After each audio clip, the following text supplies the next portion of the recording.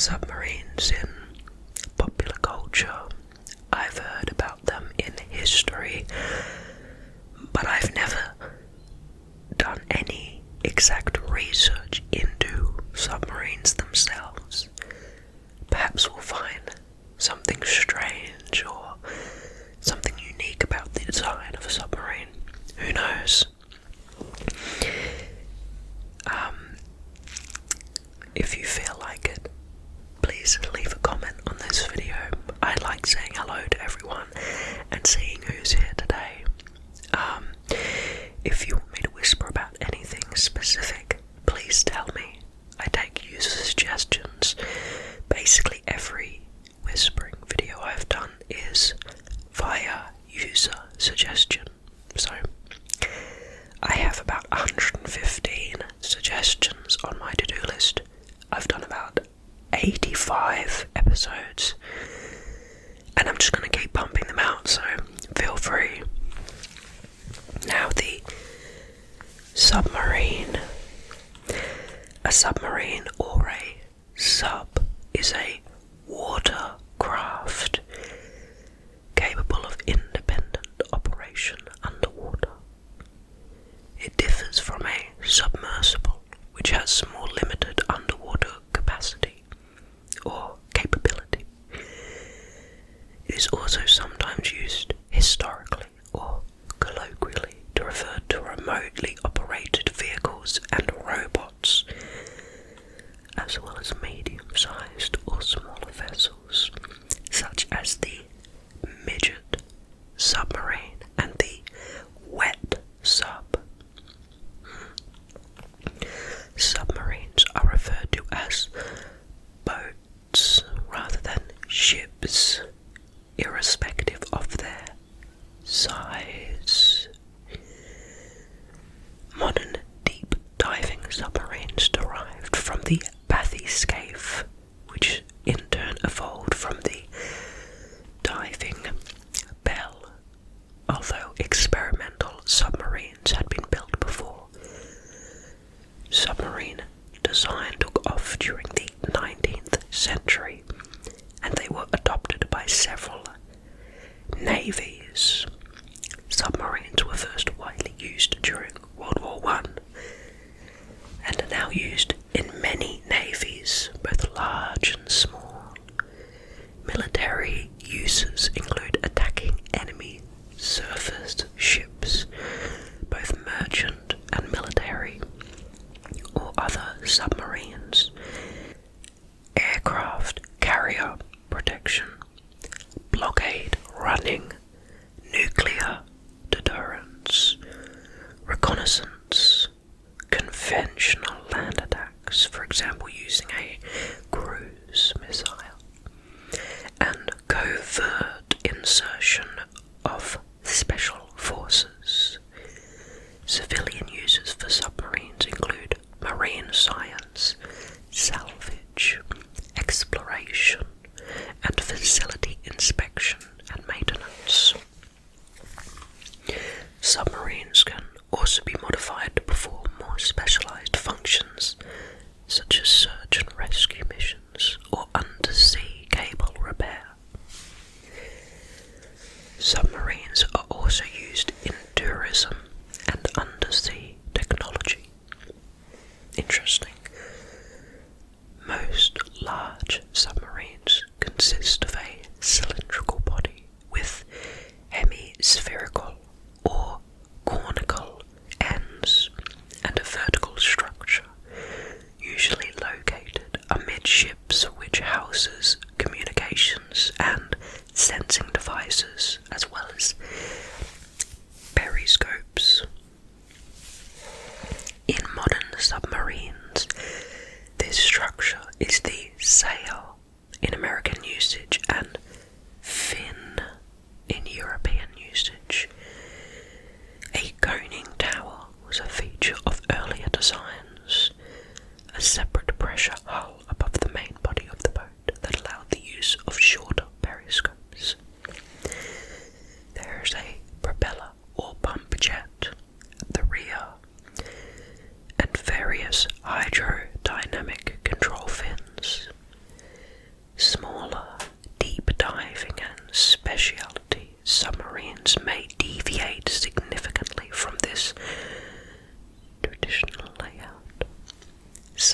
submarines use diving planes and also change the amount of water and air in the ballast tanks to change buoyancy for submerging and surfacing.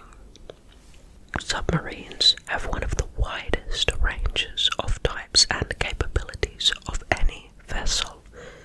They range from small and autonomous examples, and 1 or 2 person submarines can operate for a few hours, to vessels that can remain submerged for 6 months, such as the Russian Typhoon class, the biggest submarines ever built. Submarines can work at greater depths than are survivable or practical for human divers. Well, that makes sense. Now, the history of submarines, starting with the etymology. Where does the word even come from? Whereas the principal meaning of submarine is an armed, submersible warship, the more general meaning is for any type of submersible craft. The definition as of 1899 was for any type of submarine boat. By naval tradition, submarines are still usually referred to as boats rather than as ships, regardless of their size, as we said before. In other navies with a history of large submarine fleets, they are also boats. In German it is an Unterseeboot or U-boat, undersea boat. And in Russian it is a underwater boat. Although referred to informally as boats, US submarines employ the designation USS, United States ship, at the beginning of their names. Oh yeah. Such as the USS Alabama. In the Royal Navy, submarines continue to be referred to officially as boats, despite their Her Majesty's ship designations. According to a report in Opusculum Dictionary, published in 1562, 2 Greeks submerged and surfaced in the river Tagus near the city of Toledo several times in the presence of the Holy Roman Emperor Charles V, without getting wet, and with the flame they carried in their hands still alight. I wonder if they did use submersible technology. In 1578, the English mathematician William Bourne recorded in his book Inventions or Devices one of the first plans for an underwater navigation vehicle. A few years later, the Scottish mathematician and theologian John Napier wrote in his Secret Inventions in 1596 that these inventions, besides devices of sailing underwater with divers, other devices and stratagems for harming of the enemies by the grace of God, and work of expert craftsmen, I hope to perform. It's unclear whether he ever carried out his idea. The first submersible, of whose construction there exists reliable information, was designed and built in 1620 by Cornelius Drebbel, a Dutchman, in the service of the James I of England. It was propelled by means of oars. Now in the 18th century, by the mid-18th century, over a dozen patents for submarines / submersible boats had been granted in England. In 1747, Nathaniel Simmons patented and built the first known working example of the use of a ballast tank for submersion. His design used leather bags that could fill with water to submerge the craft. A mechanism was used to twist the water out of the bags and cause the boat to resurface. In 1749, the Gentleman's Magazine reported that a similar design had initially been proposed by Giovanni Borelli. In 1680, further design improvement stagnated for over a century until application of new technologies for propulsion and stability. The first military submersible was the Turtle. That's a cute name. In 1775, a hand-powered acorn-shaped device designed by the American David Bushnell to accommodate a single person. It was the first verified submarine capable of independent underwater operation and movement, and the first to use screws for propulsion. In the 19th century, in 1800, France built a human-powered submarine designed by American Robert Fulton, the Nautilus. The French eventually gave up on the experiment in 1804, as did the British when they later considered Fulton's submarine design. In 1864, late in the American Civil War, the Confederate Navy's H.L. Hunley became the first military submarine to sink an enemy vessel. The Union sloop of war USS Housatonic. In the aftermath of its successful attack against the ship, using a gunpowder-filled keg on a spar as a torpedo charge, H.L. Hunley also sank. Because the shock waves from the explosion killed the crew instantly and prevented them from pumping the bilge or propelling the submarine. I'm not exactly sure what that means. In 1866, Submarine Explorer was the first submarine to successfully dive, cruise underwater, and resurface under the control of the crew. The design by German-American Julius H. Crowell incorporated elements that are still used in modern submarines. In 1866, Flak was built at the request of the Chilean government by Karl Flak, a German engineer and immigrant.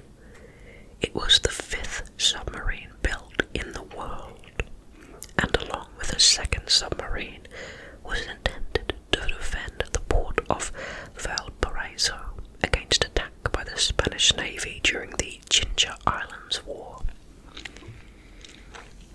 Now to mechanical power. The first submarine not relying on human power for propulsion was the French Plongeon, the Diver, launched in 1863, which used compressed air. NASA's Montreal designed the first air-independent and combustion-powered submarine, which was launched in Barcelona, Spain in 1864. The submarine became a potentially viable weapon with the development of the Whitehead torpedo, designed in 1866 by British engineer Robert Whitehead, the first practical self-propelled or locomotive torpedo. The spar torpedo had been developed earlier by the Confederate States Navy and was considered to be impractical, as it was believed to have sunk both its intended target and probably H.L. Hunley, the submarine that deployed it. In 1878, John Philip Holland demonstrated the Holland 1 prototype. Discussions between the English clergyman and inventor George Garrett and the Swedish industrialist Thorsten Nordenfelt led to the first practical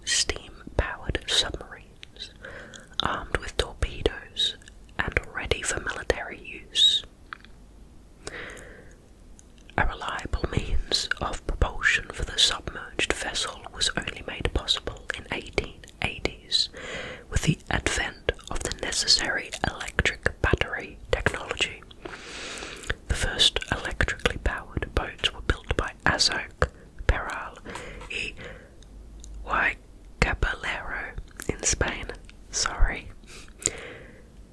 Dupuy de Lome, who built the Gymnot, and Gustave Izzetti, who built the Siren in France, and James Franklin Waddington, who built the Porpoise in England. Beryl's design featured torpedoes and other systems that later became standard in submarines. In the 20th century, submarines were not put into service for any widespread or routine use by navies until the early 1900s. This era marked a pivotal time in submarine development, and several important technologies appeared. A number of nations built and used submarines. Diesel-electric propulsion became the dominant power system, and equipment such as the periscope became standardized. Countries conducted many experiments on effective tactics and weapons for submarines, which led to their large impact in World War I. The Irish inventor John Philip Holland built a model submarine in 1876 and a full-scale version in 1878, which were followed by a number of unsuccessful ones. In 1896, he designed the Holland-typed 6 submarine, which used internal combustion engine power on the surface and electric battery power underwater.